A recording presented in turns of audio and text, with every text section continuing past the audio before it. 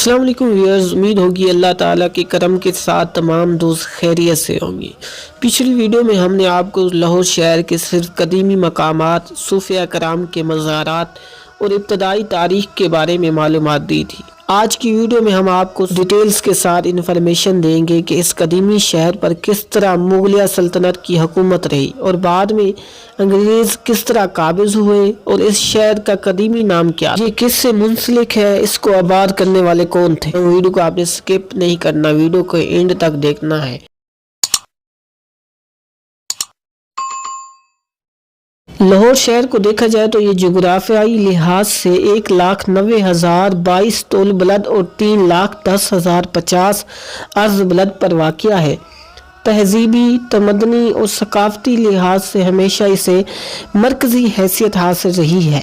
اس کی طویل تاریخ ماضی کے صحر میں گم ہے۔ اس کی ابتدائی تاریخ کے لحاظ سے صرف اور صرف قیاس اور روایات ملتے ہیں۔ کہا جاتا ہے راجہ رام چندر جی کے 2 بیٹے تھے، ایک کا نام کسوا تھا جس نے قصور کو بسایا اور دوسرے کا نام تھا لوہ تھا جس نے لاہور کو بسایا۔ لاہور کا ذکر کسی بھی قدیم اور غیر اسلامی کتابوں میں نہیں ملتا، صرف عہد اسلامی کی کتاب حدود العالم میں ملتا ہے۔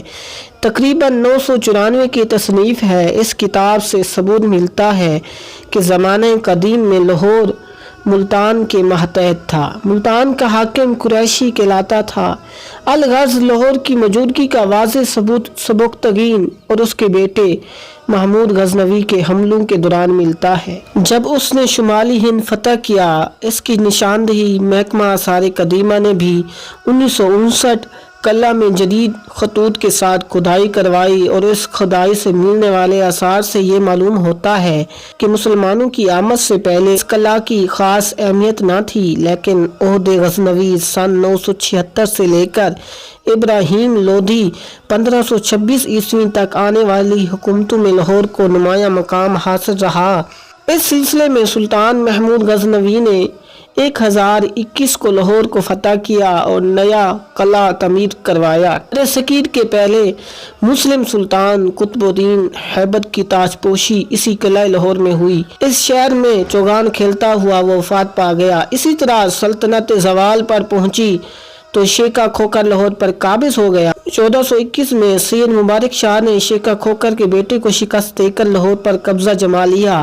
اگرچہ اولین مغل بادشاہ ظہیر الدین بابر کے ہاتھوں لاہور کو خاصا نقصان اٹھانا پڑا، مگر بعد کے مغل بادشاہوں نے لاہور کی خاصی پذیرائی کی۔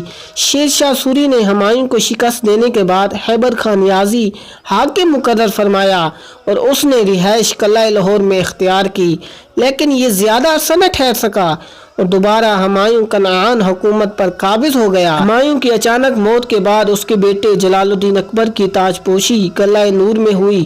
اس وقت اس کی عمر 12 سال تھی۔ وہ 1557، 1571 اور 1586 کو لاہور آئے اور باقاعدہ طور پر پختہ اینٹوں کے ساتھ قلعہ تعمیر کرنے کی ہدایت کی۔ لاہور کو دارالسلطنت بنایا۔ اکبر کی وفات کے بعد اس کا بیٹا نور الدین جہانگیر حکومت سنبھالنے کے لیے 1606 میں لاہور آیا اور 1 سال تک قلعہ میں قیام کیا۔ یہاں قیام کرنے کے دوران بہت سی عمارتیں تعمیر کرنے کا حکم دیا۔ جہانگیر کے بعد اس کے بیٹے شاہ جہاں نے شاہی قلعہ لاہور میں خوبصورت عمارات تعمیر کروانے کا حکم دیا۔ اپنی حکومت کے پہلے سال ہی اس نے صوبے دار کو حکم دیا وزیر خان کے زیر اہتمام تمام نئی عمارتیں تعمیر۔ 1638 میں شاہ جہاں قلعے میں کچھ عرصے قیام پذیر ہوا، پھر اس کا بیٹا اورنگزیب عالمگیر حکومت سنبھالنے کے بعد 1658 کو لاہور تشریف لایا اور لاہور کے قلعے کا جائزہ لیا اور ضروری احکامات تجویز دیے۔ بادشاہی مسجد اور عالمگیر دروازہ انہی کی عکاسی کرتا ہے۔ انہی کی وفات کے بعد ان کے جانشینوں نے بہمی محض آرائی شروع کر دی، جس کی وجہ سے مختلف فتنوں نے جنم لیا اور مغل خاندان کوئی بھی حکمران دوبارہ لاہور نہ آ سکا تو مختلف علاقوں میں مختلف حکمران بن گئے۔ پنجاب بھر میں سکھ قابض ہو گئے۔ راجہ رنجیت سنگھ 1799 میں لاہور پر قابض ہوا اور بہت بڑا جشن قلعہ لاہور کے نام سے منعقد کیا اور اسی جگہ پر رہائش پذیر ہوا۔ 1839 کو رنجیت سنگھ شک کی وفات کے بعد اس کا بیٹا کھڑک سنگھ 1 سال حکومت کرنے کے بعد مر گیا۔ اس کے جانشین سیاسی انتشار کا شکار ہو گئے اور آپس میں لڑائی شروع کر دی، اور جس کی وجہ سے قلعہ کی کئی عمارتوں کو کافی نقصان پہنچا۔ سب سے آخر میں دلیپ سنگھ نے حکومت سنبھالنے کی کوشش کی، مگر دوسری طرف رانی جندرا رنجیت سنگھ کی بیوی اور کچھ سکھوں نے مل کر انگریزوں کے خلاف جنگ چھیڑ دی، جس کے نتیجے میں انگریز قلعہ پر قابض ہو گئے۔ 1859 میں راجہ دلیپ سنگھ کے حصول کر کے سکھ حکومت کا مکمل طور پر خاتمہ کیا اور مکمل طور پر لاہور شہر پر قبضہ کر لیا۔